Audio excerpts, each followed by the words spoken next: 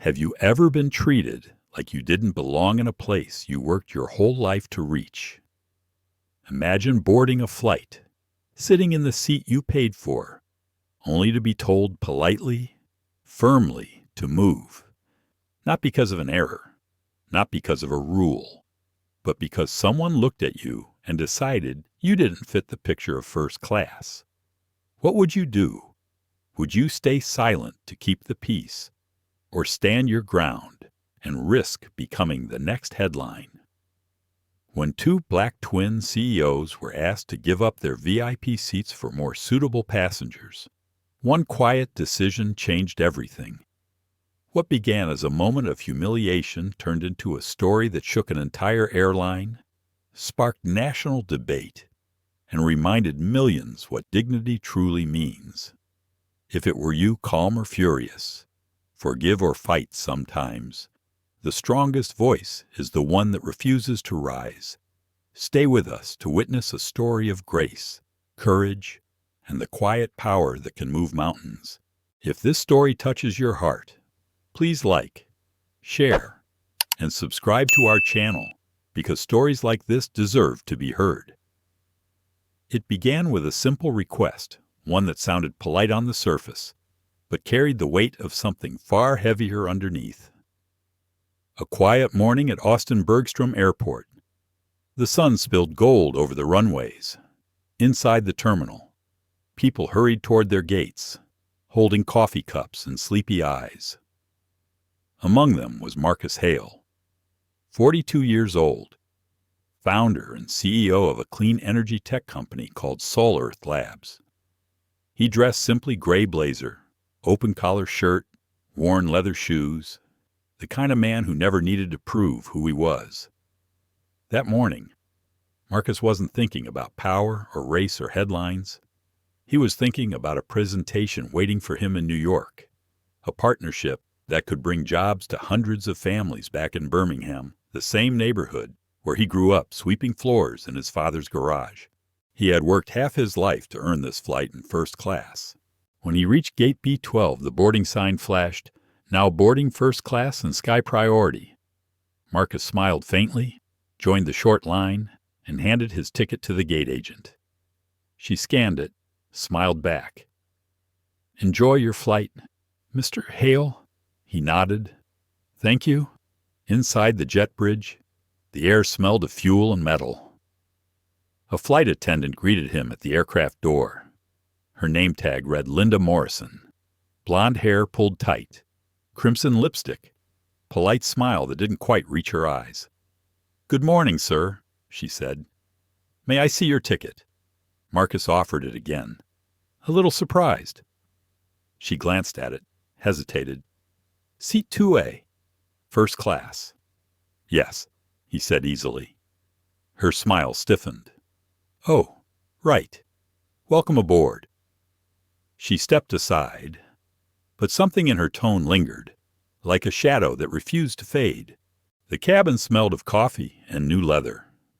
Only 6 seats in the first-class section, quiet, orderly. Marcus placed his briefcase under the seat, adjusted his laptop bag. Outside the window, luggage carts beeped softly.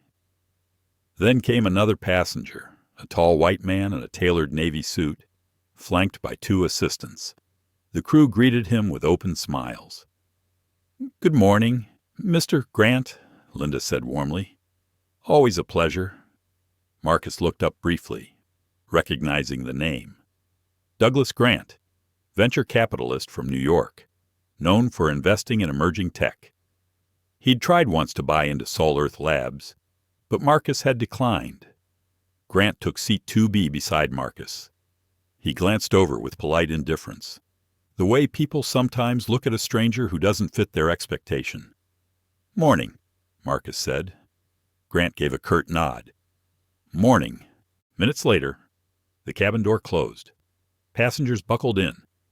The captain's calm voice came over the speaker, welcoming everyone aboard SkyWest 1184 nonstop service to New York LaGuardia. As the plane taxied out, Linda appeared again, checking seatbelts. When she reached Marcus, she paused. Sir, may I see your ticket again? Marcus blinked. Is there a problem? She lowered her voice. But not enough. There's a couple who's been separated.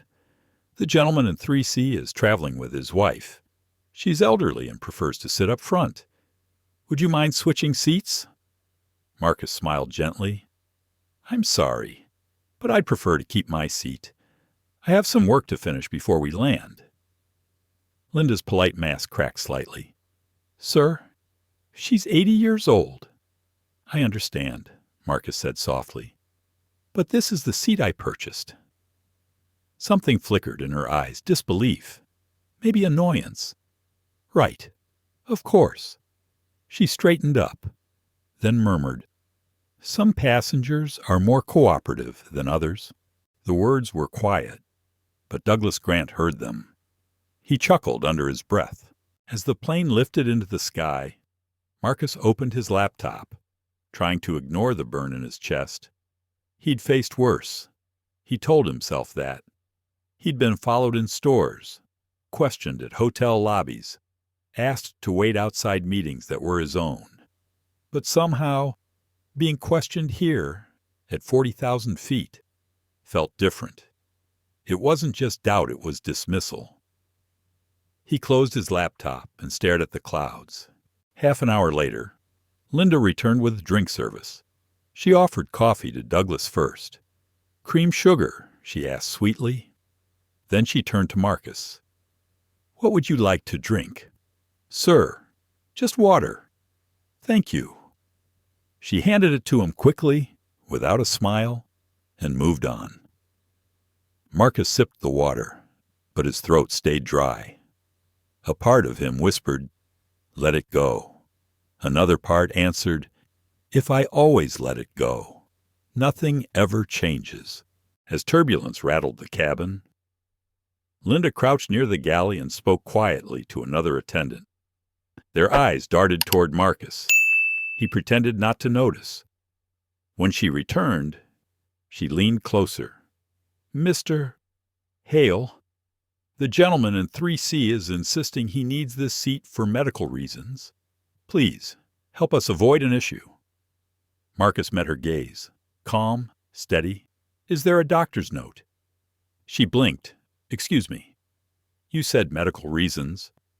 Does he have a note? Her mouth opened, then closed. Douglas Grant shifted uncomfortably beside them. Marcus continued, voice even but firm. I'm not trying to be difficult. I simply want to be treated like every other passenger who paid for this seat. Linda's smile thinned. Sir, let's not make this a scene. He exhaled slowly. I'm not the one making a scene. For a long moment, no one spoke. The hum of the engines filled the silence. Then Marcus turned back to the window, watching the thin white line of the horizon. Inside, his chest ached not with anger, but with that old familiar weight, the kind that comes from being questioned for existing in a space you've earned. He thought of his father, the grease-stained hands, the long nights in the garage, the voice that said, You don't have to raise your voice to stand tall. 20 minutes later, Linda approached again, but this time her tone was sharper. Mr. Hale, she said, if you refuse to move, I'll have to file a report of noncompliance. The word hung in the air. Noncompliance, a label that had destroyed lives before his. Marcus looked up at her, then at the quiet faces around him. Some avoided his eyes, others watched with uneasy curiosity. He felt the pulse of choice pounding in his veins. Stay silent, stay safe or speak, and risk everything. He chose the second. Reaching into his jacket, he took out his phone. Ma'am, he said evenly, for both our records, I'm going to record this conversation. Linda stiffened. That's against policy.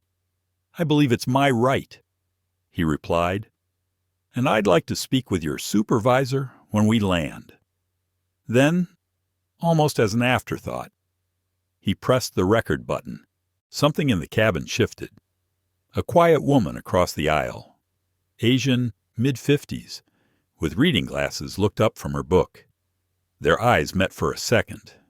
She nodded slightly, as if to say, "You're not alone." Linda retreated toward the galley, whispering furiously to the co-attendant. Douglas cleared his throat, muttering, "Some people just love attention." Marcus ignored him. He stared out at the endless blue, thinking not of anger, but of his children back home. Would he tell them if this story reached the news? Would he tell them to be polite or to be brave? The question hung in the air, unanswered, as the engines droned on. The plane sliced through a pale sky, steady and indifferent. Clouds floated like islands below, silent witnesses to the quiet storm inside Marcus Hale. From the outside, he looked composed, back straight, eyes still, fingers resting loosely on his phone. But inside, thoughts collided like distant thunder. He'd promised himself long ago that he would never let anger write his story. Not again. He thought of Birmingham, the narrow streets, the heat that shimmered on cracked sidewalks, the laughter from children who didn't yet know what the world could take from them. He'd been one of those children once, the youngest of 3, son of a school teacher and a mechanic. His mother, Evelyn, had a voice soft enough to calm hurricanes. His father, Leonard, carried the patience of a man who'd been told no too many times, but never stopped building things anyway. When Marcus was 10, he watched his father get turned away from a customer's house. The man had needed an urgent car repair, but froze when he saw Leonard's dark hands. "We found someone else," the man said, and closed the door. Marcus had wanted to shout, to ask why, but his father only smiled and whispered, "We don't fight dirt by rolling in it, son. We build higher ground." That was the day Marcus learned what dignity meant. Quiet strength, not loud defiance. He carried that lesson through school, through the years of being the only black student in his engineering classes, through every job interview where people asked, "Are you sure you're the manager?" It became his armor. But armor can grow heavy. Sometimes. Even steel bends. He leaned back, eyes closed, the hum of the engine pulling him into memory. There was another flight, years ago, when he was just starting Sol Earth Labs. He'd been seated in economy, knees pressed against the tray table, working on a proposal that could change his life. A flight attendant had mistaken him for part of the cleaning crew before boarding. He'd laughed it off. "It's fine," he told his friend later. "It's just ignorance." But deep down, a small crack had formed. Now, decades later, the same old crack had found him again, right here, in first class. He opened his eyes and stared out the window, watching sunlight break through the clouds. Maybe it was never about the seat, he thought. Maybe it's about the space people think you don't deserve to occupy. Douglas beside him shifted, pulling out his laptop. "So, Mr. Hale," he said suddenly, "what line of work are you in?" Marcus smiled faintly. "Renewable energy? Sol Earth Labs?" Douglas froze for a beat. "Wait, you're Sol Earth. I've heard of it. Impressive growth." I thought he stopped himself, coughed. "Well, I thought the CEO was someone else." "Someone else?" Marcus asked, tone light but edged with curiosity. "Just someone older, maybe. Or never mind." The pause said everything. Marcus gave a slow nod. "Happens all the time." Douglas chuckled awkwardly. "Hey, I didn't mean anything by it. You know how perceptions are." Marcus turned his gaze back to the clouds. "Yeah," he said softly. "I know exactly how perceptions are." Silence filled the air between them. Only the engines spoke now. a steady rhythm of motion and distance.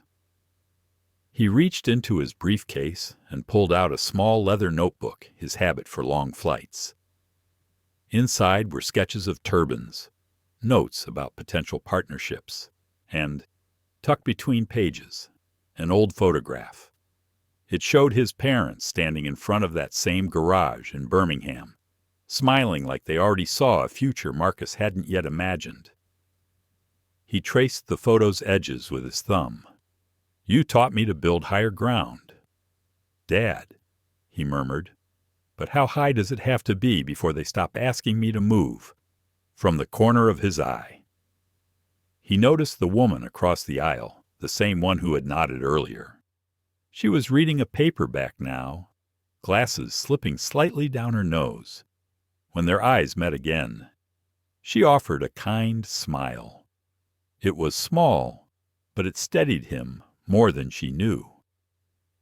Linda passed through the aisle once more, avoiding his gaze this time. She spoke softly to Douglas, then glanced at Marcus. Her expression was unreadable, a mixture of irritation and unease. He could almost hear the thoughts running behind her eyes. Why can't he just move? Why make this complicated? Marcus took a breath, steady and slow. He wasn't angry, not yet. He was tired of the invisible line he always had to walk. He thought of the deal waiting for him in New York, the investors he'd meet, the polite smiles, the veiled surprise when they realized the man leading the presentation was him. How many times had he walked into a boardroom and seen disbelief bloom before respect? He'd lost count.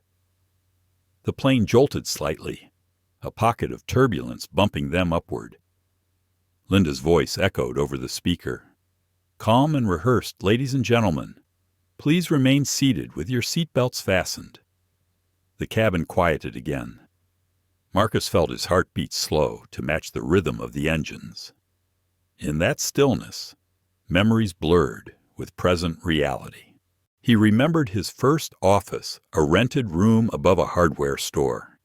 He remembered hiring interns who looked like him, telling them, "Don't wait for permission to belong." He remembered his mother's voice on the phone, saying she was proud, but also that she worried. Success doesn't always shield you, baby. Sometimes it just makes you a bigger target. He hadn't wanted to believe that. He wanted to believe the world had changed. Yet here he was, being asked to give up what he'd earned, all over again. A flicker of doubt passed through him. Was he overreacting? Was this just a misunderstanding? The question gnawed at him, the same one black professionals asked themselves too many times. Is it me, or is it the world he hated that he even had to ask?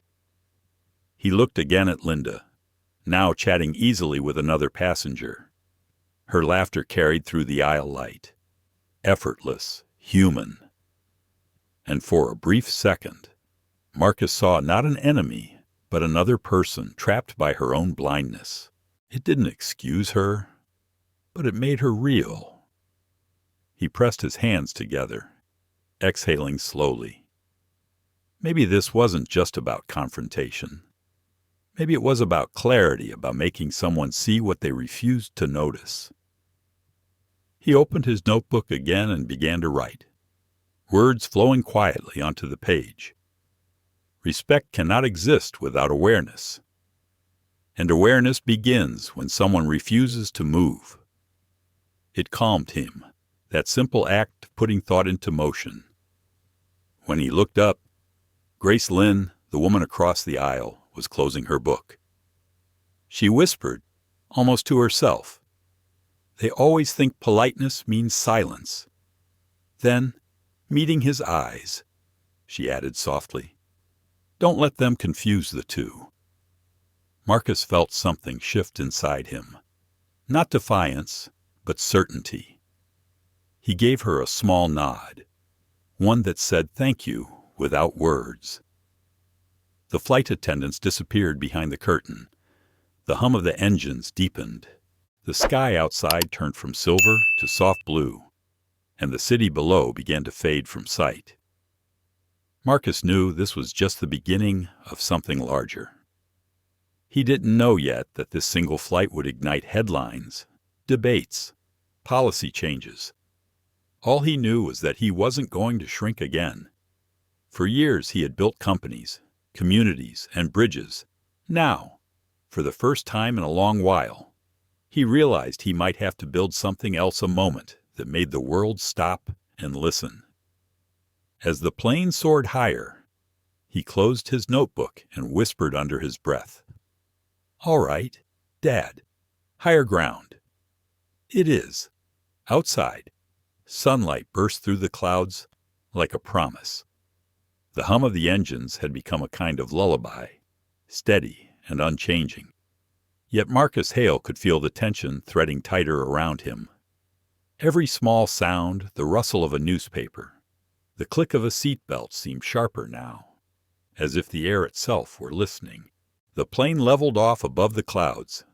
The seatbelt sign dimmed, and the flight attendants began moving again. Linda Morrison reappeared at the front of the cabin, her posture perfect, her voice smooth as glass. "Ladies and gentlemen, we'll begin our meal service shortly," she announced. Then her gaze landed on Marcus. It lingered just a fraction too long. He could almost hear her thoughts.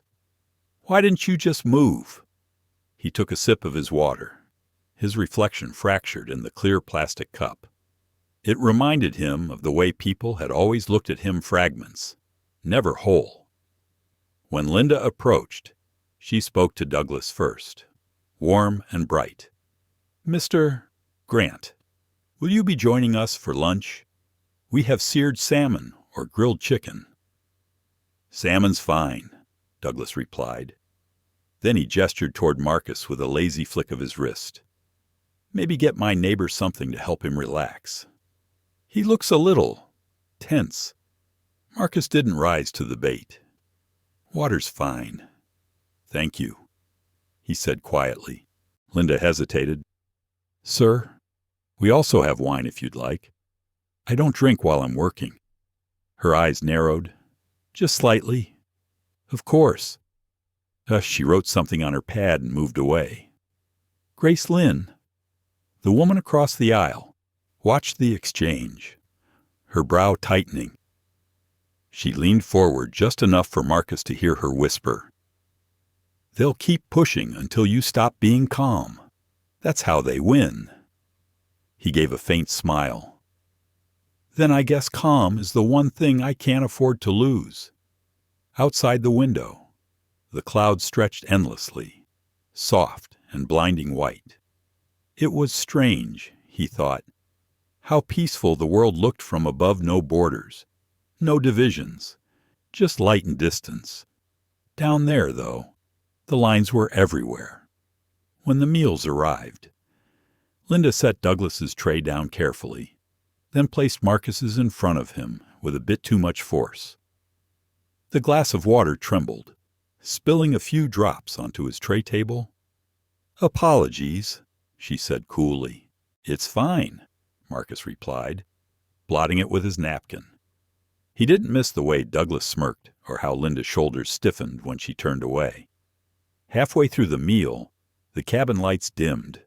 A movie played silently on a few screens. Marcus tried to focus on the numbers in his notebook, but found his thoughts drifting back to Birmingham again, to his father's steady voice, to the way his mother used to say, "The hardest battles are the ones that ask you to stay gentle." He wondered if gentleness still had power up here, in this thin air where politeness became a weapon. The silence broke when Douglas's phone rang, loud and insistent. He answered immediately, his voice carrying across the quiet cabin. "Yeah, we're finalizing the deal." "No, I'm next to him right now. Marcus Hale, the Soul Earth guy." "Can you believe it?" Marcus froze. He could feel eyes on him from other rows. Douglas laughed into the phone. Yeah. He's here in first class. Guess clean energy's paying off. Huh. Marcus turned his head slowly. Is there a reason you're talking about me like I'm not here? Douglas blinked, thrown off by the calm tone. Relax, man. It's a compliment. It didn't sound like one. Well, Douglas shrugged. Depends how you hear it. I guess. Grace's voice came again. Quiet, but clear. Depends how you say it, too. Douglas rolled his eyes. Everyone's so sensitive these days. Marcus didn't respond. He didn't need to. The silence that followed was louder than any argument. Moments later, Linda reappeared. Her professional smile was gone. Mr. Hale, may I have a word? Marcus looked up. Here's fine. Her lips pressed together. Sir, this is not a confrontation. I'm simply following procedure. We've had multiple passenger concerns about your behavior. Concerns. His voice stayed level, but the word stung. Yes, she said. Disruptive energy. Potential hostility. I'm required to document it. Grace straightened in her seat. He hasn't done a thing wrong. Linda shot her a warning glance. Ma'am, please stay out of this. I will not, Grace replied, steady and calm. I've watched everything. He's been nothing but respectful. For a moment. Linda looked uncertain, as if the script she'd been rehearsing no longer fit. But then she found her footing again. Sir, I'm simply ensuring safety. Marcus inhaled deeply.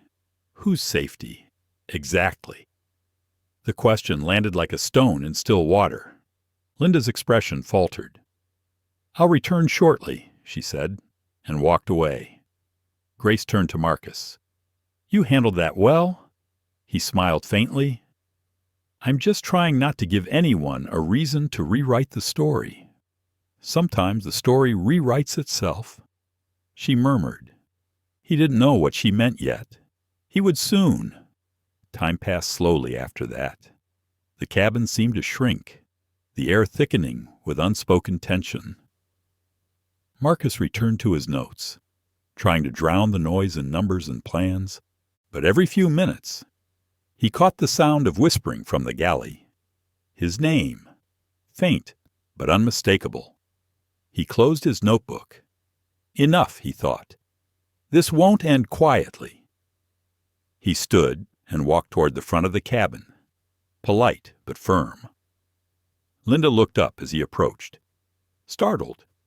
Ma'am, he said, you mentioned there were complaints. I'd like to address them directly. Her jaw tightened. Sir, please return to your seat. I will, he said evenly. After you tell me who complained and why. Sir, you're making this difficult. I'm asking for clarity, he said. If there's a misunderstanding, I want to clear it up now. Another attendant appeared, younger, uncertain. Is everything all right? Linda. Before Linda could respond, Douglas called out from his seat. He's fine. He just doesn't like being told what to do. Marcus turned, eyes calm but steady. No, Mr. Grant, I don't like being told where I don't belong. The words silenced the cabin. Linda's face flushed. Mr. Hale, please, this isn't necessary. But it was. For Marcus, it had been necessary for a very long time. He reached into his pocket, pulled out his phone, and quietly tapped the record button again. For transparency, he said. The younger attendant looked uncomfortable. Maybe we should call the captain. Linda hesitated, then nodded. Do that. Marcus returned to his seat. Grace met his eyes. You okay? I'm fine, he said softly. Just tired of the altitude we have to climb before we're seen. Minutes later, the cockpit door opened. The captain stepped out. Captain Reyes' tall, salt and pepper hair. Calm authority in every step. Is there an issue here? He asked. Linda straightened. Just a passenger refusing to cooperate. Reyes turned to Marcus. Sir Marcus met his gaze. No refusal? Just a request for fairness? The captain studied him for a moment, then looked at Linda. "We'll talk after landing," he said quietly. Then, to Marcus, "Please, enjoy your flight. Mr. Hale." He returned to the cockpit. Linda stood frozen for a moment before retreating to the galley, her voice low but sharp. Grace leaned closer to Marcos. "That could have gone very differently." "I know," he said, "but sometimes calm is louder than noise." The rest of the cabin exhaled collectively.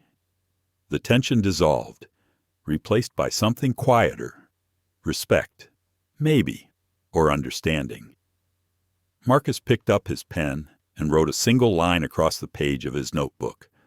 "Calm isn't weakness. It's the refusal to surrender your peace to someone else's storm." He didn't know it yet, but those words would later be quoted by newspapers, printed on posters, turned into a movement. For now, they were just a thought soft, steady, waiting for its moment. The plane continued east, cutting through the bright afternoon light. Somewhere below, cities and roads blurred into patterns of silver and green. Inside, Marcus Hale sat still. Calm once more, but this time, that calm had a pulse. The rest of the flight should have been quiet after Captain Reyes's calm intervention, but peace, like altitude, is fragile. The air in the cabin felt heavier now, thick with tension no one wanted to name. Marcus Hale leaned back in his seat, pretending to read the digital report glowing on his tablet, but his mind refused to settle. He could feel eyes glancing toward him, some curious, others uncomfortable, the way people look at an unexpected truth that refuses to go away. Linda Morrison stood by the galley, her smile gone. She kept her voice low as she spoke to the younger attendant. "A woman named Elise." "He's recording me," Linda hissed. "He's trying to get me in trouble. They always do this." Elise hesitated. "Maybe he just wants to protect himself." "Maybe you should let it go." "Let it go," Linda whispered sharply. "Do you know what happens when a passenger files a discrimination claim? It's my word against his, and guess who corporate will believe first?" Elise looked down. "Linda, maybe just focus on the service." But Linda wasn't listening. Something inside her was unraveling the fear of being judged mixing with guilt she didn't want to admit. For the first time, she wondered if maybe she had pushed too hard, if her professional tone had carried something she didn't intend, but the thought burned her pride, and she pushed it away. Meanwhile, Marcus tried to drown his restlessness by watching the clouds slide past his window. They looked calm, effortless. He envied them. Grace Lynn's quiet voice brought him back. "You did the right thing," she said gently. "I've seen men crumble under smaller slights. You didn't." Marcus smiled faintly. "I wasn't brave. Ms. Lynn. Just tired of being polite about the same story." She nodded, her eyes thoughtful. "Politeness can be a cage, can't it?" He considered that, then said, "A comfortable one. Until you realize you can't breathe." Grace chuckled softly. "Well, you just cracked a window for a lot of people watching." Her words lingered longer than she realized. A few rows back, a teenager began recording quietly with his phone. The small red light blinked like a secret heartbeat. He had seen the tension earlier, the way Marcus was treated, the way the cabin had shifted. The video would later spread across social media, reshared millions of times. But for now, it was just another unnoticed act of witness. Douglas Grant reclined in his seat, pretending not to care, though the encounter had shaken him more than he admitted. He'd built his success on control rooms that listened when he spoke. seeing someone stand their ground so calmly disturbed that order. "He's milking this," Douglas muttered under his breath, too softly for most to hear. But Marcus caught it. He didn't turn. He didn't need to. Some words are too small to deserve answers. Half an hour later, Linda returned to serve dessert. Her movements were mechanical. "Chocolate torte or fruit plate?" she asked without looking directly at Marcus. "I'm fine, thank you," he said. Her pen hovered above the pad. Then she asked flatly, "Not hungry? You seem tense." He met her eyes. "I'm fine." That brief exchange, only a few seconds, carried the same invisible electricity that hums before a thunderstorm. Grace sensed it and shifted slightly, as if bracing for impact. The plane jolted unexpectedly. A gasp rippled through the cabin. The seatbelt sign blinked on. Captain Reyes's voice came over the intercom. "Steady as ever. Ladies and gentlemen, we've hit some turbulence. Please remain seated." The aircraft trembled for a few seconds, then steadied. But Linda stumbled as she reached for the wall to balance herself. A cup of coffee slipped from her tray and spilled dark liquid splattering across the aisle and onto Marcus's sleeve. "Oh my God," she blurted, reaching instinctively for a napkin. "I'm so sorry." Marcus stood slightly, shaking off the drops. "It's all right." But Douglas smirked. "Guess karma's got turbulence, too." Linda froze, unsure whether to laugh or glare. Marcus said nothing, simply dabbing at his sleeve with quiet precision. The moment was too raw for words. Grace spoke softly but firmly. "He said it's fine. Leave it at that." Linda nodded stiffly, retreating toward the galley once more. Her hands trembled. She felt the sting of tears she refused to show. Up front, Captain Reyes noticed her distress as she passed. "Everything okay?" Lindy asked quietly. She forced a smile. "Yes, Captain, just turbulence." But even he could see the strain in her eyes. He didn't press further, though a note of concern crossed his face. Back in his seat, Marcus took a deep breath. He hadn't meant to become the center of attention. Yet here he was again, the story unfolding around him whether he wanted it or not. He wondered how many more quiet injustices like this happened every day, unrecorded, unseen, swept under the polite hum of everyday life. He felt a gentle tap on his arm. Grace handed him a clean napkin. "You remind me of my husband," she said softly. "He used to stay calm even when the world told him not to be. He passed last year. He was a pilot, too." Marcus looked at her, eyes softening. "I'm sorry." She smiled faintly. "Don't be." He'd be proud to see this moment, to see someone refuse to shrink. The words landed like a quiet blessing. When the cabin lights dimmed again, Marcus closed his eyes, letting the rhythmic hum steady him. But sleep never came.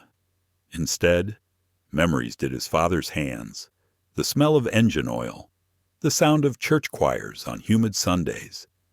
He saw his younger self, standing outside a diner where the sign had once read, "Whites Only."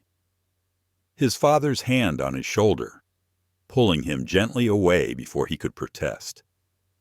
Not every battle needs a crowd, his father had said. Some need patience. Marcus had always believed in that kind of patience, but patience without progress, he was realizing, wasn't virtue. It was slow surrender. He opened his eyes again and saw Linda standing near the cockpit door, whispering to Elise. Elise looked hesitant, then slipped into the cockpit.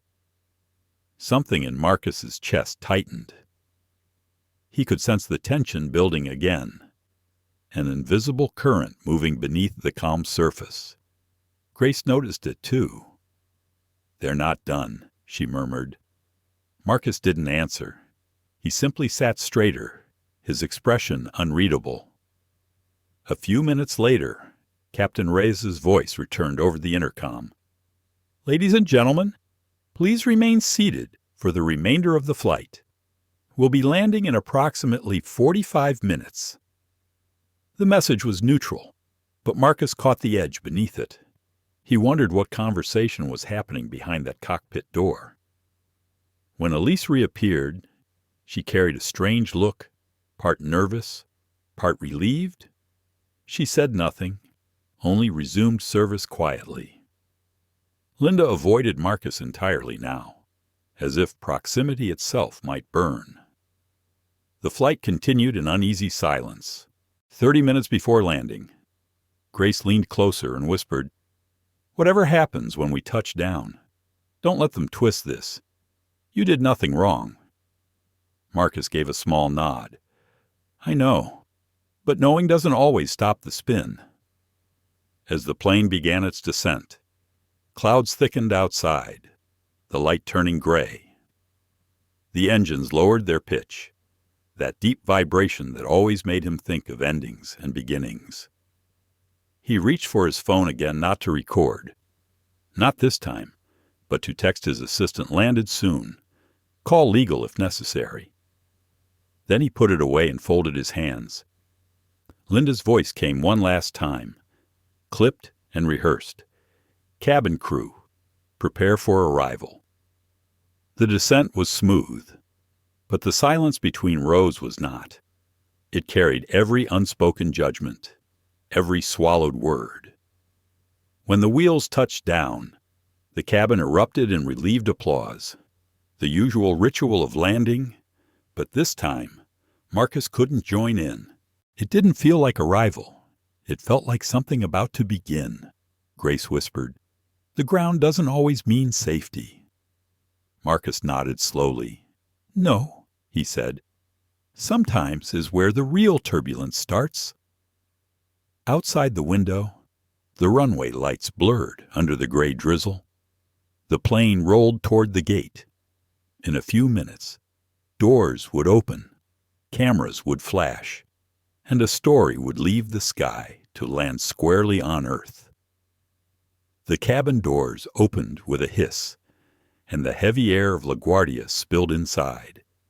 Passengers unbuckled, stretching limbs stiff from hours of tension disguised as calm. Marcus Hale stayed seated, waiting for the aisle to clear. He had learned long ago that sometimes silence was safer than being first to move. From the front of the plane, Linda Morrison's voice rang out, bright and brittle. "Thank you for flying with SkyWest. We hope you have a pleasant evening." Her smile was perfect, but her eyes refused to meet his. Grace Lynn stood slowly, resting a hand on his shoulder. "Let me go first," she whispered. "I'll wait outside." Marcus nodded. "Thank you." Douglas Grant snatched his briefcase from the overhead bin, careful not to look at either of them. He mumbled something to Linda as he passed a private comment that made her mouth twitch in response. Then he was gone, swallowed by the jet bridge and the crowd beyond. When Marcus finally stepped out, the terminal lights hit his eyes.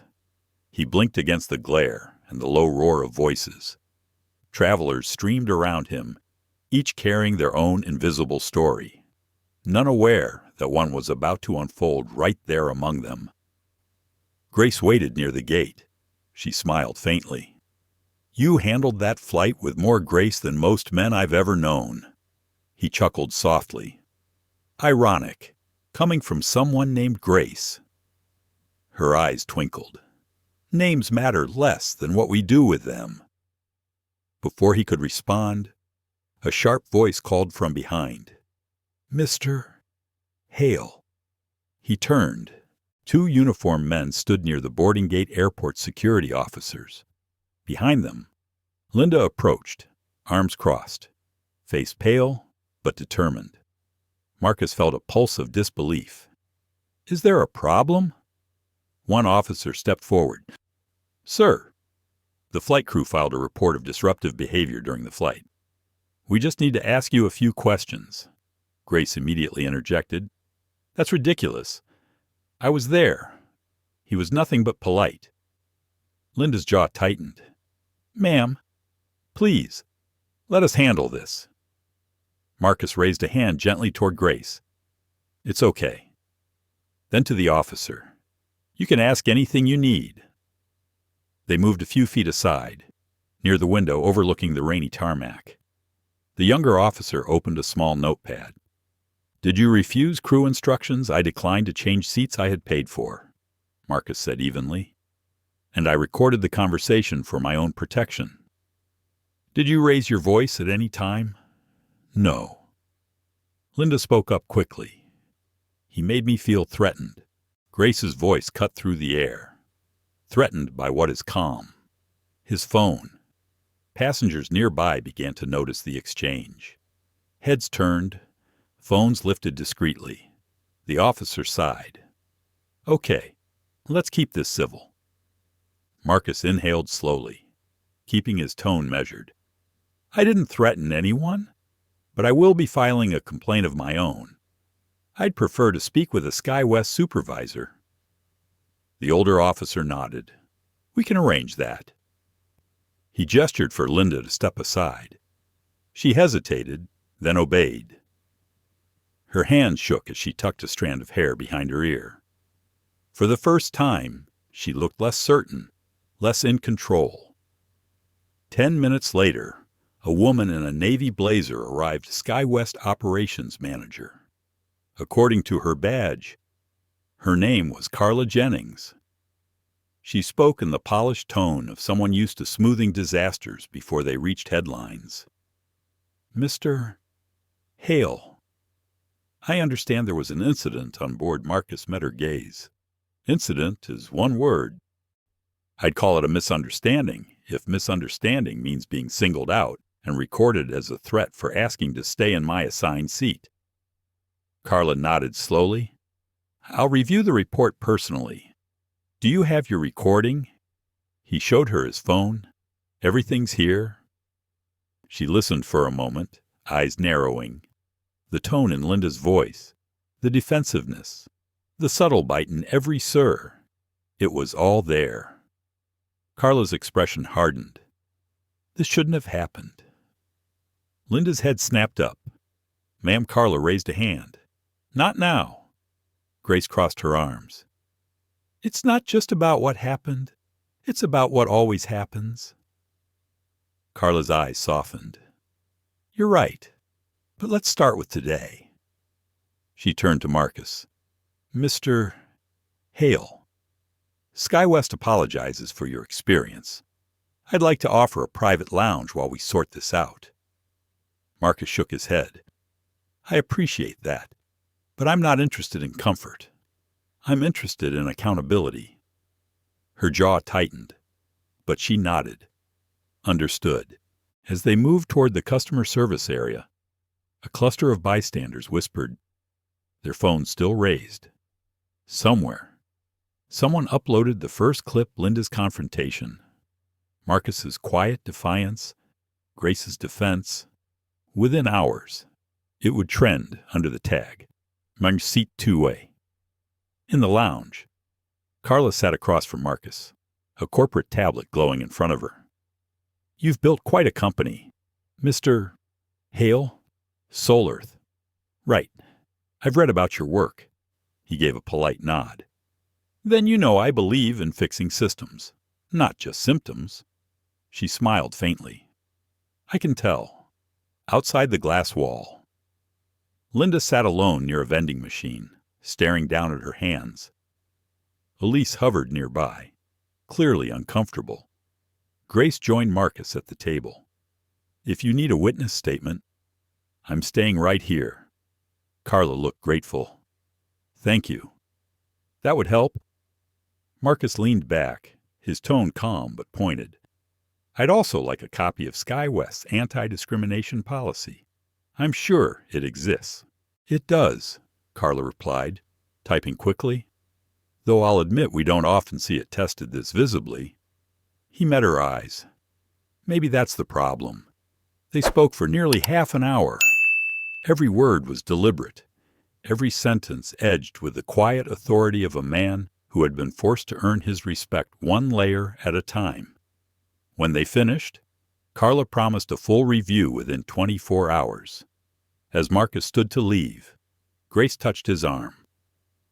"You know this won't stay private, right?" He smiled faintly. It never was. The rain outside had turned to mist, coating the glass in silver streaks. He walked toward the exit, his reflection ghosting across the windows. Linda watched him pass but said nothing. There was something in her eyes now, a tremor between shame and fear. When Marcus disappeared into the crowd, Carla approached her. "Linda, I'll need your badge and your statement." Linda's throat tightened. "Are you suspending me for now?" Carla said. "Until we know everything." Linda opened her mouth to protest, but the words wouldn't come. Elise stood silently beside her, eyes full of something like pity. Out in the main concourse, Marcus slowed near the escalator. Grace caught up to him. "You should call someone before they twist this into a headline." He nodded. "My assistant's already forwarding the recording to legal." "You're remarkably calm," she said. He chuckled softly. "It's not calm, Grace. It's focus." She smiled. "There's a difference." "Oh, yes," he said, stepping onto the escalator. "Calm accepts what happens. Focus changes it." As they descended, a family walked by two young black twins holding matching teddy bears, laughing as their mother guided them toward baggage claim. Marcus's chest tightened. For a moment, he saw himself in those children, the version of him that once believed fairness was simple. He wondered how many lessons they'd have to learn the hard way. Grace noticed his gaze. "You thinking about your kids?" He nodded. "And everyone else's?" She smiled softly. "Maybe that's why the world noticed you. Not because you argued, but because you didn't." They reached the bottom of the escalator. The crowd moved around them like water, unaware of the quiet turning point passing through it. Later that night, when Marcus reached his hotel room, his phone buzzed. A message from his assistant read, "Videos viral. News outlets calling. Call me when ready." He set the phone down and stared at his reflection in the window. The city lights shimmered like tiny stars. Somewhere inside him, fatigue mixed with resolve. He whispered to the glass, "If it takes one flight to change how people see each other, then maybe turbulence has its purpose after all." The night in New York felt unusually loud. Sirens echoed from the streets below, their rhythm blending with the faint hum of rain against the glass. Inside his hotel room, Marcus Hale stood motionless by the window, his phone vibrating on the table behind him. The city glowed beneath him, alive, bright, indifferent. He watched it the way a man watches the tide, knowing something unstoppable was coming. He finally picked up the phone. Marcus Hale. On the other end, his assistant's voice came quick, breathless. "Marcus, it's everywhere. The videos all over social media, Twitter, TikTok, YouTube. The tag Bolkerseat has millions of views already. News outlets are requesting interviews. CNN called twice." Marcus sighed, rubbing his temples. "I didn't plan to make headlines." "I know. But you did. People are calling you the calm that broke the storm. They're saying you handled it with dignity." He was silent for a moment. "And SkyWest. They released a statement investigating the incident. It's vague, defensive, but reporters are digging. Someone leaked the audio you recorded." Marcus's eyes closed briefly. "How I think Grace Lynn shared it with a journalist she knows. It's spreading fast. It's huge." He turned toward the mirror. The man staring back at him looked composed but tired, A man who'd carried patience like armor his entire life, now realizing the armor itself had become a weapon. "All right," he said. "Let's make one call before this spirals further. Get Rachel Adams on the line." Rachel Adams, civil rights attorney, old friend. The same woman who'd helped him navigate an ugly corporate dispute years earlier, a woman whose words could slice through noise like glass through silk. Within minutes, his phone lit up with her name. "Marcus," she said without greeting, her tone sharp and warm at once. "I saw the video. You handled that with grace, but it's going to explode. I hope you're ready." "I'm not sure anyone's ever ready for something like this," he replied.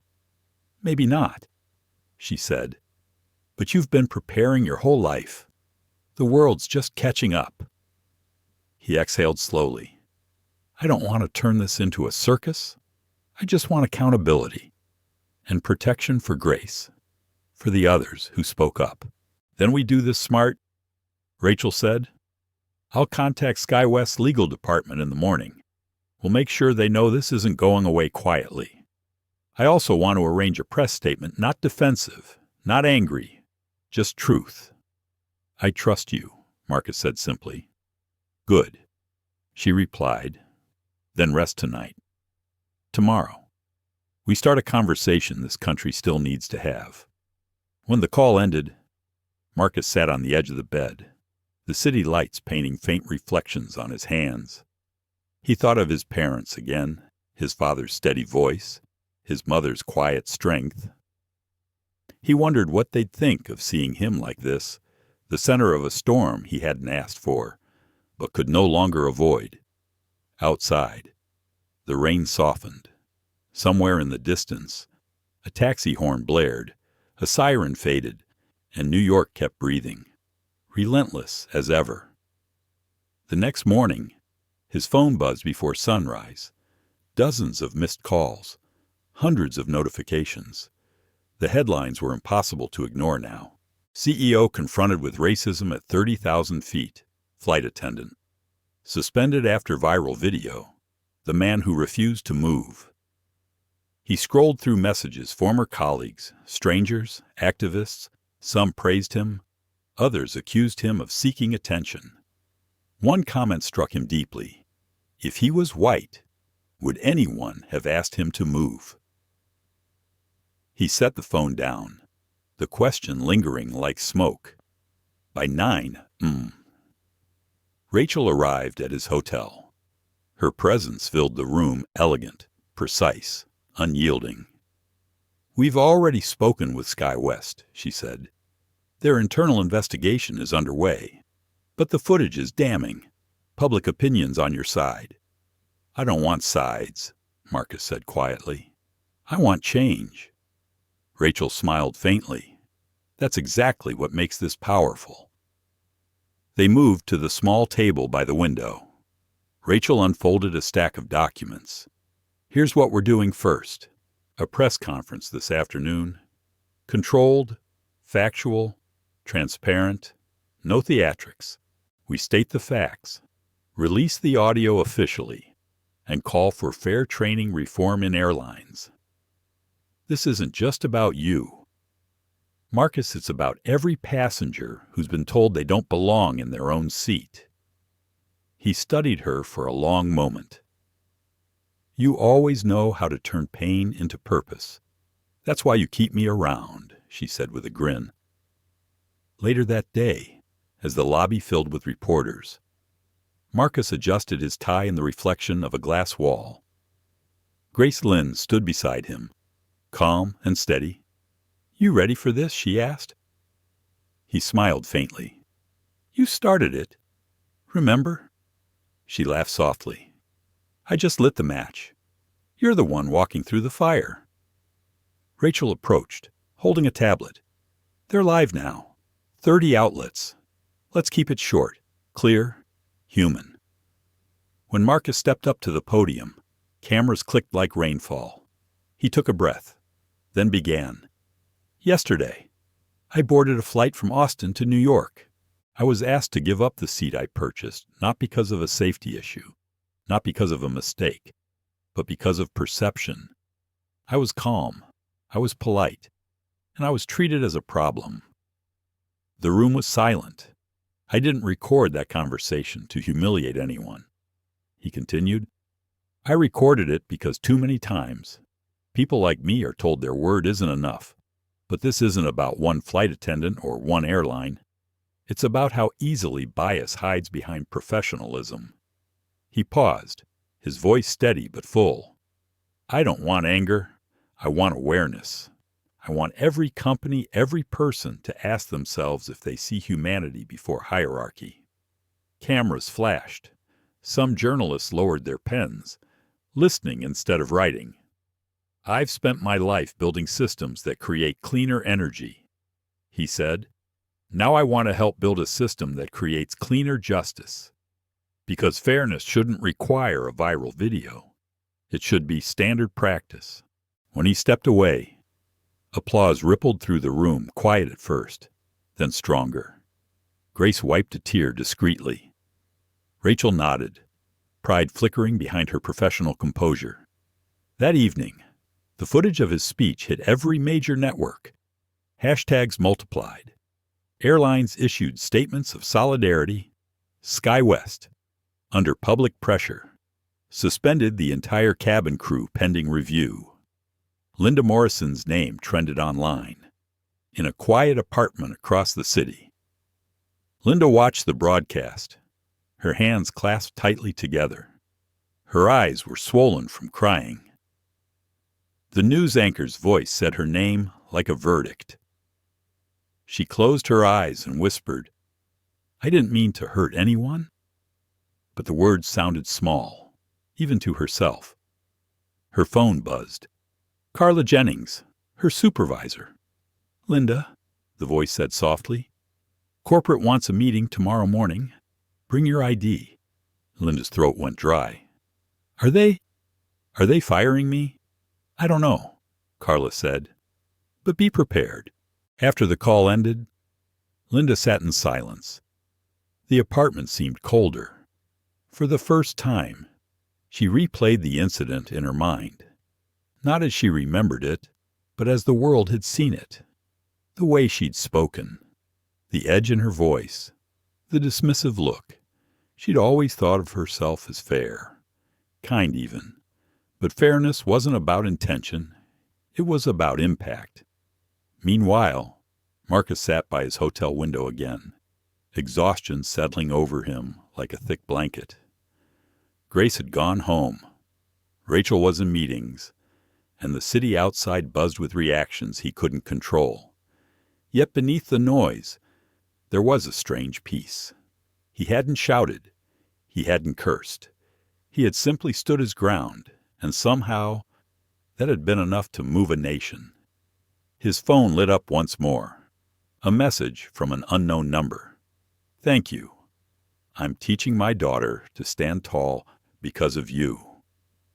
He smiled quietly, placing the phone down. Outside, the sky over New York cleared, the last traces of rain dissolving into light. Somewhere above those clouds, he imagined the plane from yesterday gliding through open air free at last from turbulence. The following morning dawned gray, the kind of muted light that makes even New York hesitate. Marcus Hale awoke to a silence thicker than sleep. His phone, face down on the nightstand, blinked with notifications that pulsed like small heartbeats. He didn't reach for it right away. He just sat there, breathing, staring at the faint outline of himself reflected in the window. The city below was already moving, unaware of how one man's quiet defiance had set 1,000 conversations on fire. A soft knock broke the stillness. When he opened the door, Grace Lynn stood there, holding 2 paper cups of coffee. They said you hadn't left your room yet, she said gently. I wasn't sure if I should, Marcus admitted, stepping aside to let her in. Everywhere I go now, it's a headline. Grace handed him the cup. You didn't ask for it, but maybe this is the cost of truth being heard. He smiled faintly. Taking a sip, you always sound like someone's conscience. She laughed quietly. I used to be my husband's. Now I'm just borrowing the job. They sat by the window, watching morning traffic slide through the streets like veins of silver.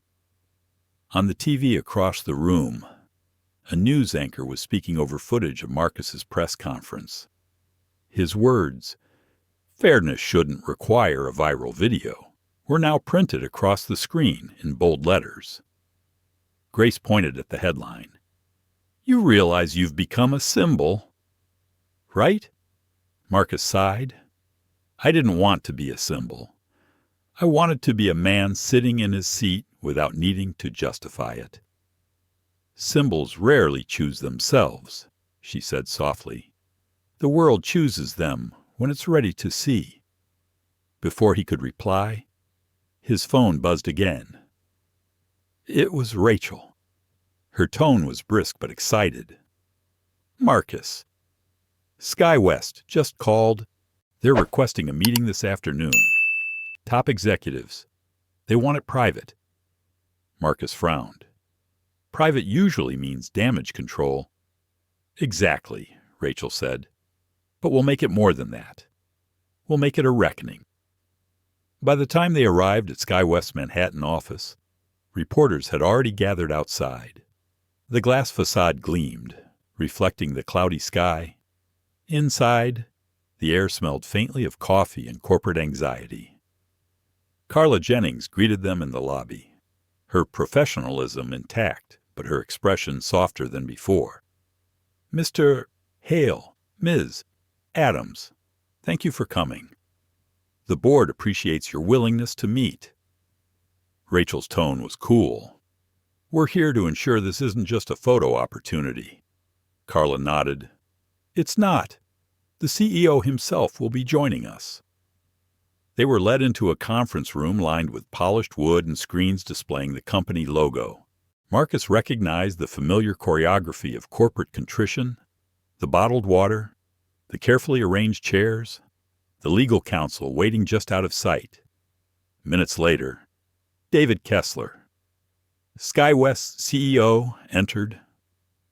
He was tall, silver-haired, impeccably dressed, carrying that quiet authority of men used to controlling the narrative. Mr. Hale, he said, extending a hand. Thank you for meeting with us. I want to begin by saying how deeply sorry we are for what you experienced. Marcus shook his hand but didn't smile. Apologies are easy, he said calmly. Accountability isn't, Kessler nodded, taking the hit with practiced grace. You're right. That's why we've already suspended the entire flight crew pending review. And we've launched a partnership with a diversity consultancy to overhaul our training programs. Rachel leaned forward. That's a start. But you need more than new slides in a PowerPoint.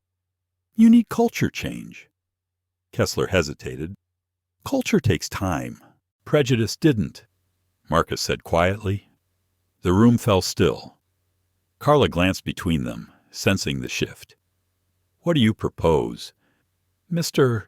Hale. Marcus looked out the window for a moment before answering. A program built from the ground up.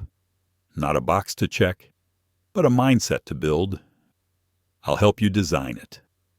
Real stories, real voices, not just mine. Kessler blinked, surprised. You'd be willing to work with us? I don't believe in boycotts that teach nothing, Marcus replied. If you want to make amends, teach your people to see, to really see. Rachel smiled faintly. He's offering you a chance to fix your system before the public demands you burn it down. There was a long pause. Then Kessler nodded. You'll have our full cooperation.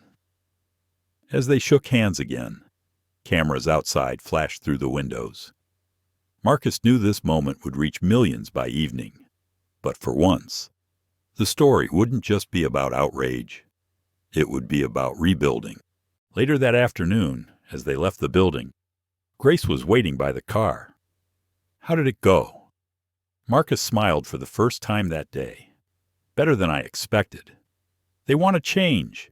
Maybe not out of virtue, but out of necessity. Still counts. Grace's eyes sparkled. Necessity is how most revolutions start. They laughed. But the sound carried something deeper than humor, a shared understanding that history rarely moves by comfort alone. That evening, Marcus returned to his hotel to find a message waiting on the room phone. It was from Linda Morrison. The voice was shaky, hesitant. "Mr. Hale, this is Linda. I don't expect forgiveness. I watched your speech. I realized how blind I've been. If you ever want to talk, I'll listen."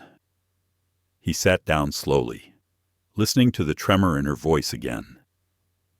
It didn't sound like guilt. It sounded like awakening. He picked up his phone, recorded a brief message, and sent it back through the number she'd left. "Linda, thank you for calling. Growth begins when we stop defending what's broken. I hope you find peace in that."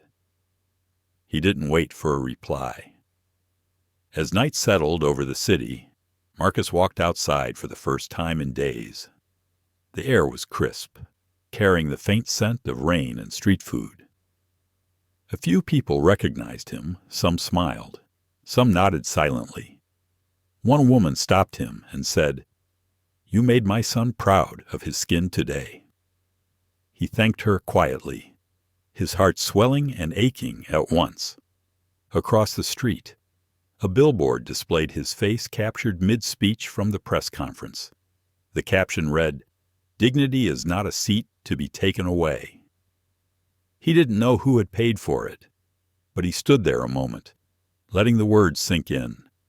Behind him, Grace appeared again, her umbrella tilted against the drizzle. "You know," she said, "when this is all over, you might actually sleep again." He smiled. "When this is over, maybe no one will need to record their own protection ever again." She looked at him with quiet admiration. "You think people can change that much, I have to," he said. "Otherwise, what's the point of fighting so calmly?" They crossed the street together, lights from passing taxis reflecting off wet pavement. The noise of the city surrounded them, but for the first time, it didn't feel hostile. It felt alive, like something finally beginning to wake. Back in her apartment, Linda Morrison replayed his message again and again, each word settling deeper. The woman who once prided herself on efficiency and control now found herself staring at a world she'd never really seen. Her husband watched quietly from the couch. "You okay?" he asked. She nodded slowly. "No, but maybe that's a good start. Somewhere else." Carla Jennings drafted a new internal memo titled Inclusive Skies Initiative, naming Marcus Hale as an external advisor. It wasn't a press release. It was a blueprint. And in a quiet corner of Harlem, a high school teacher paused her lesson to show her students the clip of Marcus's press conference. "Listen to his tone," she told them. "That's what strength sounds like when it doesn't need to shout." The ripple had begun. 3 days had passed since the press conference, yet Marcus Hale's name still dominated every news cycle. It was no longer just about a seat on an airplane. It had become something far larger, something electric. People were marching outside SkyWest offices in different cities, holding signs that read, "Dignity has no class section, and we all paid for this seat." For the first time in years, Marcus saw ordinary people talking about racism not as an abstract issue, but as something close enough to touch. But with light always came heat. Marcus sat in his suite at the Roosevelt Hotel. His desk glittered with newspapers, tablets, and open notebooks. His assistant had been screening calls all morning.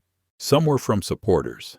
Others were venomous, laced with threats or denial.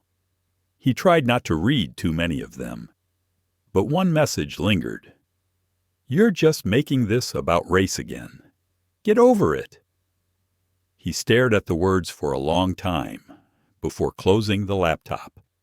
Getting over it was what his father had done every day of his life. Getting over it had kept doors closed quietly, politely. He wasn't going to get over it anymore. The knock on his door was sharp, familiar. Rachel Adams stepped in, folder in hand, looking both energized and exhausted. "Morning, Marcus," she said, setting the folder on the table. "You've started a wildfire." He smiled faintly. "Wildfires clear the ground for new growth." She raised an eyebrow. "And sometimes they burn down whole forests." He chuckled softly. "You sound like my mother." Rachel opened the folder, sliding a document toward him. "SkyWest wants to meet again. This time with federal mediators. The Department of Transportation's Civil Rights Division got involved. They want you to testify about systemic discrimination in airline practices." Marcus leaned back, the weight of that sentence hanging in the air. "Testify? Yes. It's voluntary, but they're watching your case closely. The hearing would be televised. Think carefully before saying yes. It's a big stage, and the stakes are higher now." He rubbed his jaw thoughtfully. "If it brings real change, I'll do it." Rachel nodded. "I knew you'd say that." Later that afternoon, Marcus walked through Central Park with Grace Lynn. The trees were beginning to turn gold, and children ran across the paths chasing pigeons. Grace wore her usual calm like a second skin. "You've noticed," she said. "They're no longer talking about you. They're talking about us." He nodded. "That's the part that matters." "But are you ready for what comes next?" she asked. "The backlash. The people who feel like your dignity is somehow an attack on theirs." Marcus smiled faintly. "I've been ready for that my whole life. I just didn't know it." They stopped by the pond. The surface was smooth, reflecting clouds and city skyline. Grace looked out at the water, her voice soft. "You didn't ask to lead this, Marcus, but maybe life chooses leaders, the same way storms choose trees strong enough to bend, but not break." Her words stayed with him.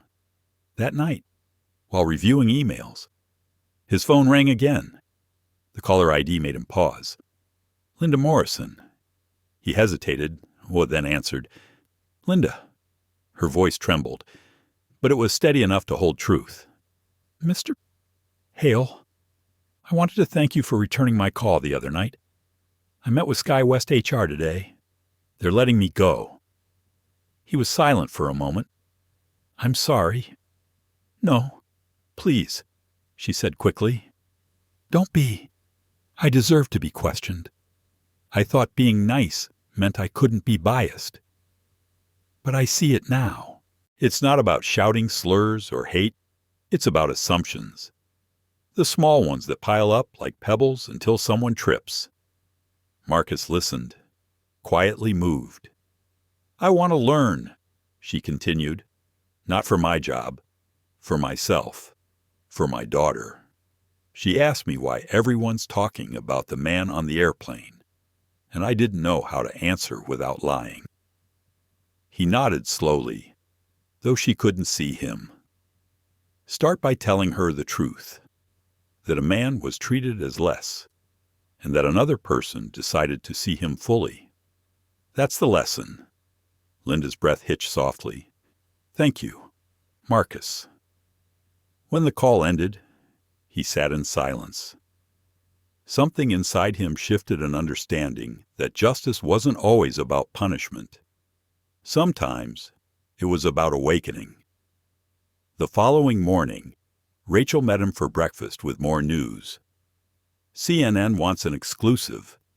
They want you to appear live with a representative from SkyWest." Marcus stirred his coffee slowly. "Who's the representative, Carla Jennings?" Rachel replied. "Apparently, She's leading the reform initiative you helped design. He smiled faintly. Then let's do it. The broadcast was scheduled for the next day.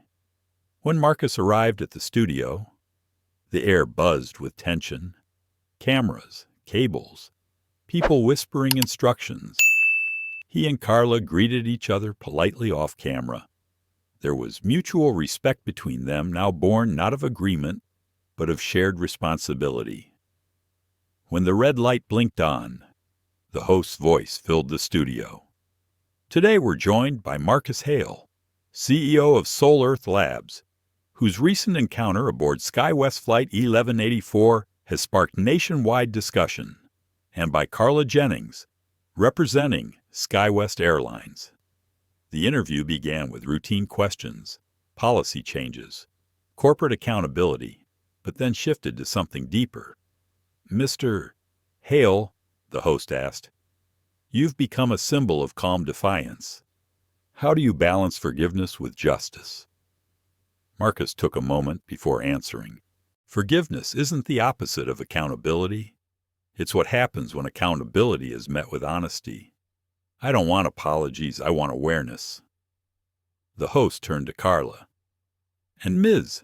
Jennings, how is SkyWest responding? Carla met the camera squarely. We failed a passenger, and in doing so, we failed our values. But thanks to Mr. Hale's willingness to engage, we're building a new program training based not just on compliance, but compassion. The interview ended to quiet applause from the crew. When the cameras stopped rolling, Carla turned to him.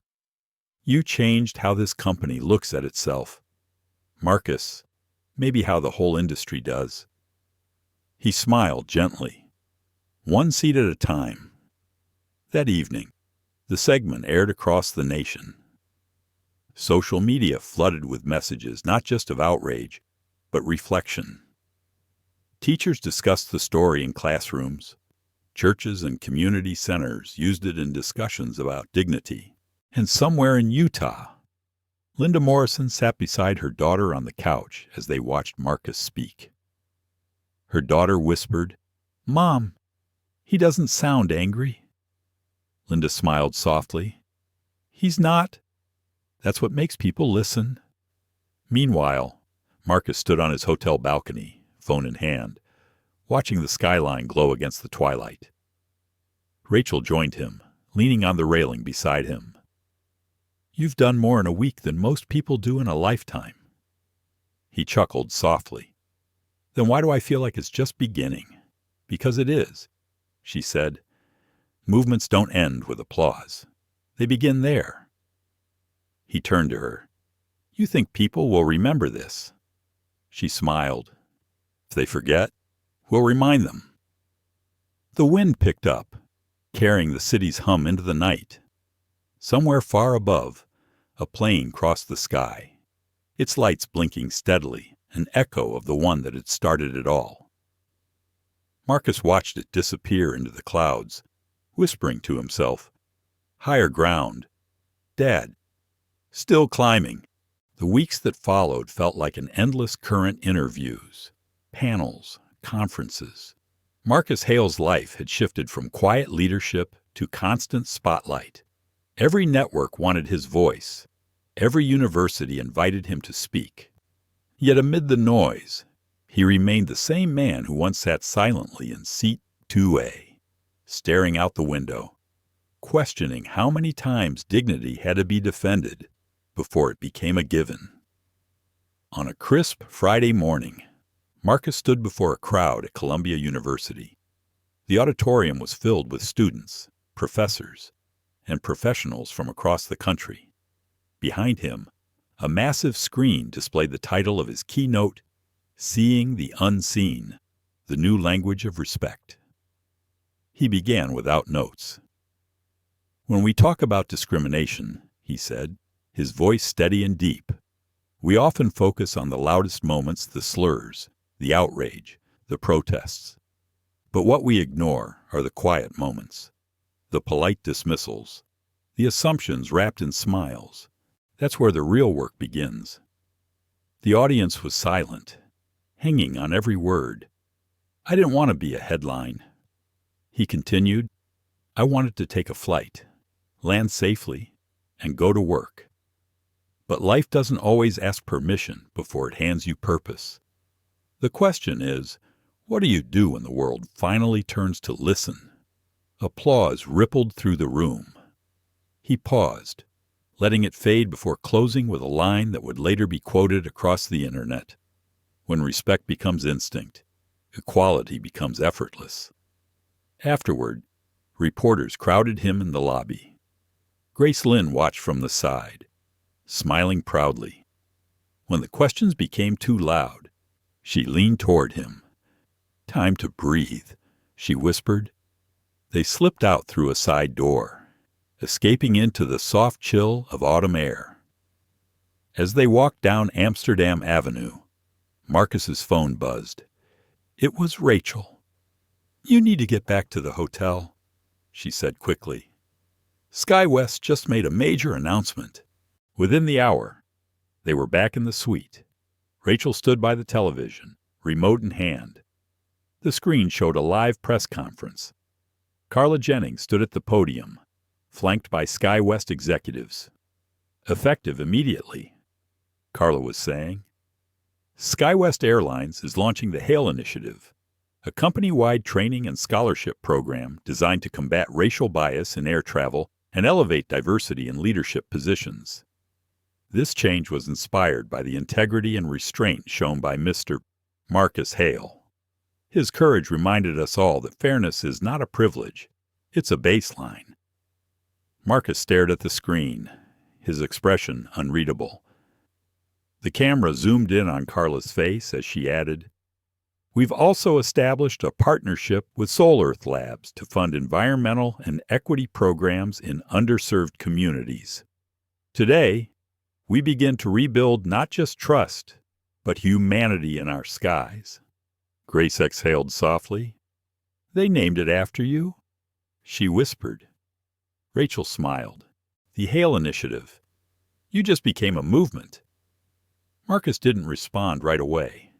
His eyes glistened faintly, not from pride, but from the quiet weight of what it meant. They listened. He murmured, maybe for once. The sky listened back. The moment didn't last long before his phone rang again this time.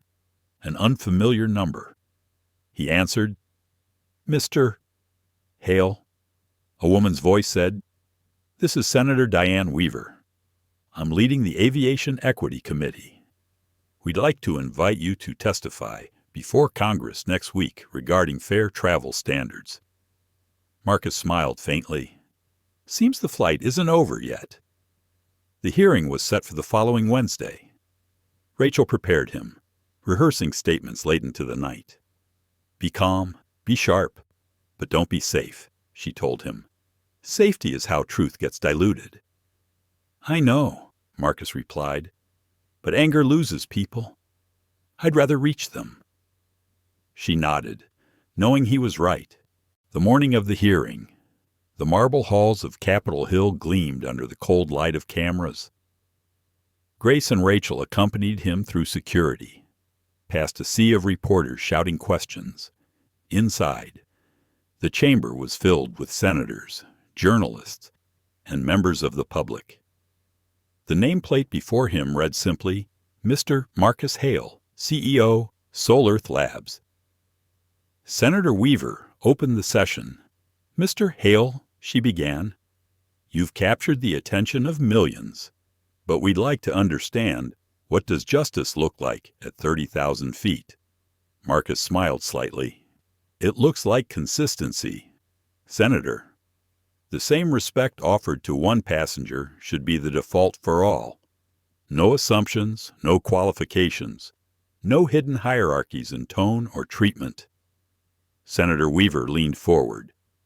Do you believe this issue goes beyond airlines? Yes, he said without hesitation. The airplane was just a mirror. We live in a world where bias flies first class, and empathy is often left on standby. The problem doesn't start at the gate, It starts in the mind. A hush spread through the room. Cameras flashed. One skeptical senator cleared his throat. Mr. Hale, some say you've benefited from this controversy: book deals, media attention, speaking engagements. How do you respond to critics who claim you're profiting from victimhood? Marcus looked directly at him, his voice even but edged with quiet conviction. If dignity is profitable, Senator, I hope every person in this country gets rich. The audience broke into scattered applause before being hushed again. Even the senator couldn't suppress a faint smile. When the hearing ended, reporters flooded the corridor. Rachel placed a hand on his shoulder. You just changed the tone of an entire conversation. Grace, who had been watching from the gallery, joined them as they stepped outside into the blinding afternoon sun. How do you feel? She asked. Tired, Marcus admitted, but good tired. The kind that means something. That evening, as he walked alone through the streets of Washington, he passed a group of college students gathered outside a cafe. One of them recognized him and called out, Mr. Hale, we watched your hearing. You made us proud. He waved, smiling. For the first time, pride didn't feel like a burden. It felt shared. Back at his hotel, Marcus found an envelope slipped under his door. Inside was a handwritten note.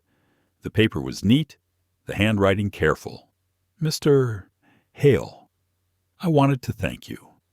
I've been rehired not as a flight attendant, but as a trainer for SkyWest's new inclusion program. They're giving me a second chance, and I intend to use it well. You didn't destroy my life. You helped me rebuild it. Sincerely, Linda Morrison. Marcus held the letter for a long time, the corners trembling slightly in his hand. Redemption, he thought, was louder than punishment. He sat down, opened his notebook, and began to write lines for a speech he wasn't yet sure he'd give. The measure of progress isn't how loudly we condemn what's wrong, but how gently we rebuild what's right.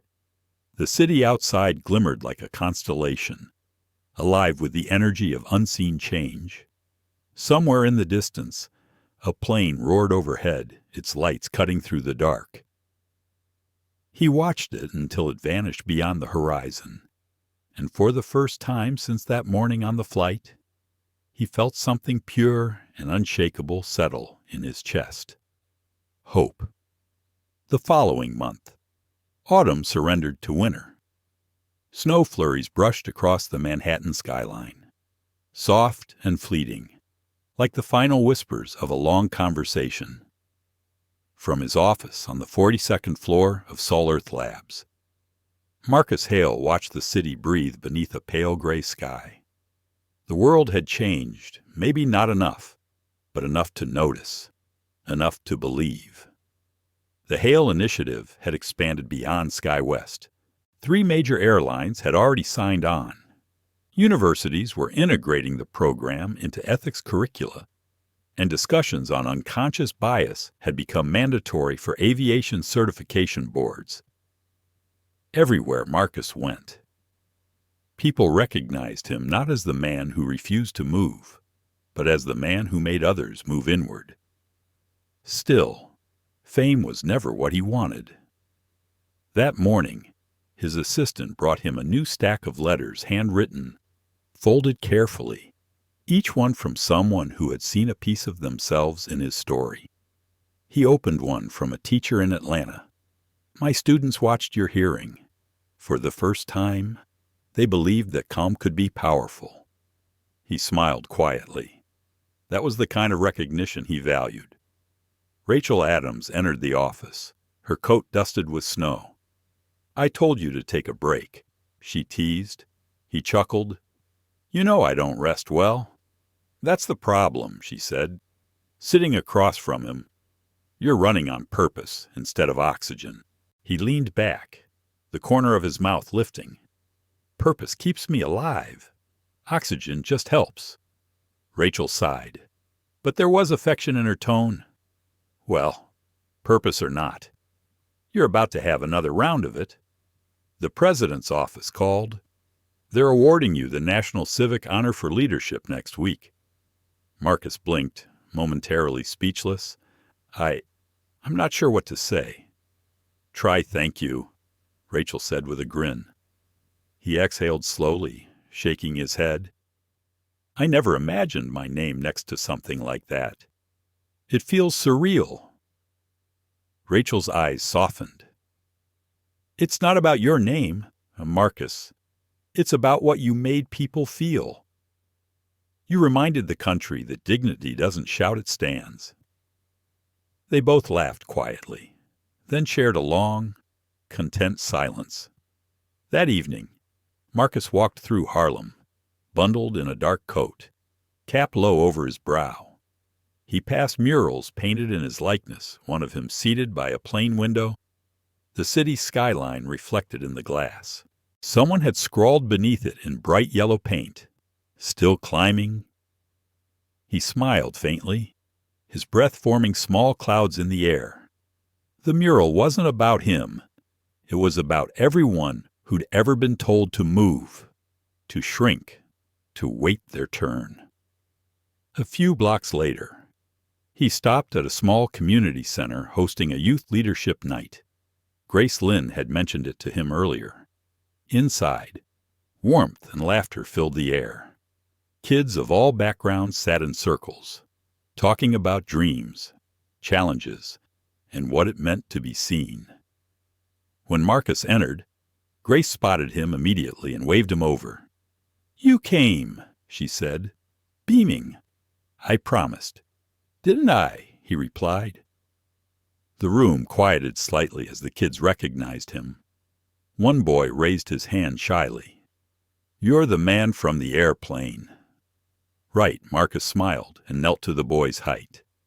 "That's me." "Why didn't you get mad?" the boy asked innocently. Marcus paused, thinking carefully. "Because sometimes, when you raise your voice, people stop listening. But if you stay calm, they hear your heart instead." The boy nodded thoughtfully, then grinned. "My teacher said you're a real superhero." Marcus chuckled. "I think your teacher might be the real one."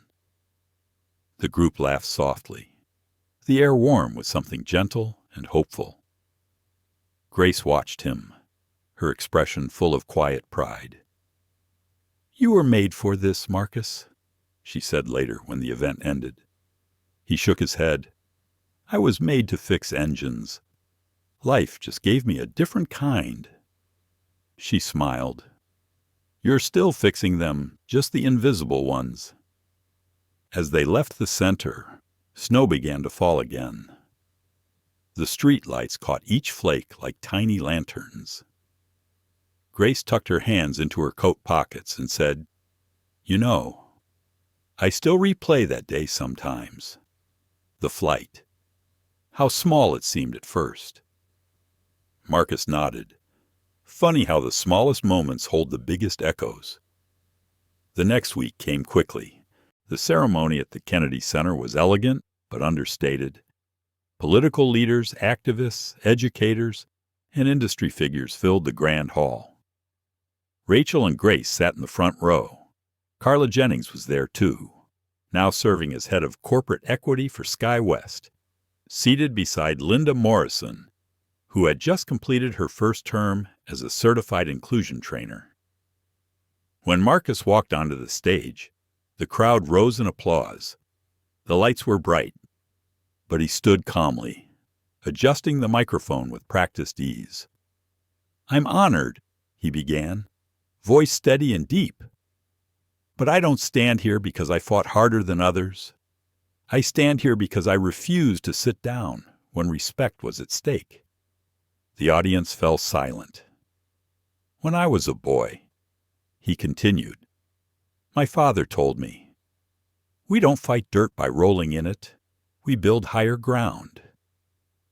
For a long time, I thought that meant walking away from confrontation. But I've learned that sometimes building higher ground means standing exactly where you are and inviting the world to rise with you. He paused, letting the weight of his words settle. This isn't my story, he said softly. It's our story. It's every person who stayed polite when they wanted to scream. Every parent who taught patience when anger was easier.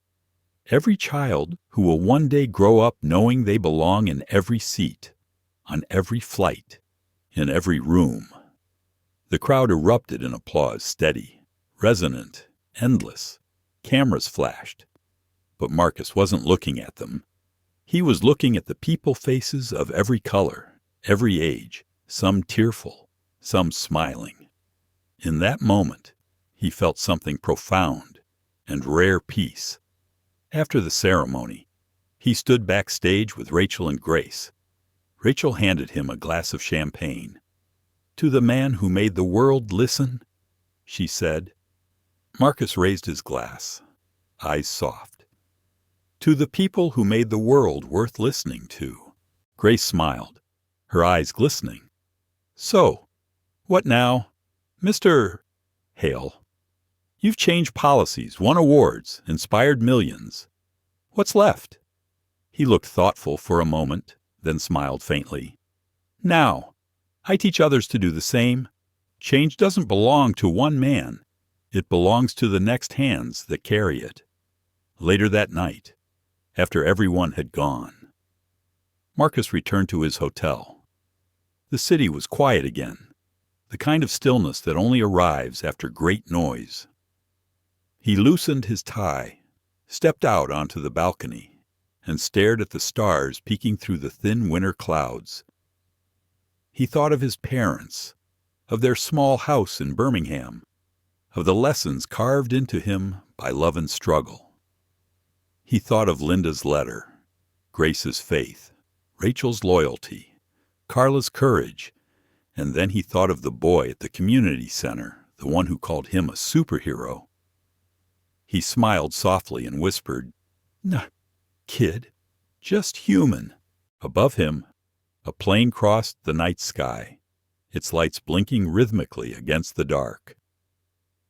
He watched it for a long while, feeling something close to closure, but not quite. Change, he realized, never really lands. It keeps flying, waiting for someone else to see the sky differently. He turned back toward the room, the faint sound of city life below, and whispered the same words that had once carried him through silence and shame, and now through victory, higher ground. Dad, always higher. The story of Marcus Hale isn't just about a seat on a plane. It's about every space in life where people are told, in subtle ways, that they don't belong. His calm defiance teaches us something timeless, that real strength doesn't always shout. Sometimes it simply stands tall, still, and unshakable. In a world that rewards loudness, Marcus reminds us that quiet integrity can echo farther than anger. His choice to confront prejudice with composure turned shame into dialogue and conflict into progress. He proved that dignity isn't given by others, it's protected by the way we respond when it's tested. For older generations who've lived through changing times, this story is a gentle affirmation that decency and patience are not weakness. They're the foundations of true leadership. And for those still learning, it's a call to act with empathy, to listen before judging, and to see humanity before hierarchy. Respect begins when awareness does, and awareness begins when someone, somewhere, refuses to move. Thank you for watching and sharing this journey with us. Stories like Marcus Hale's remind us that courage doesn't always roar, it often whispers with grace. If this story touched your heart or made you think, please like, share, and subscribe to our channel. Your support helps us keep bringing powerful human stories to life. Let's continue to spread empathy, one story at a time.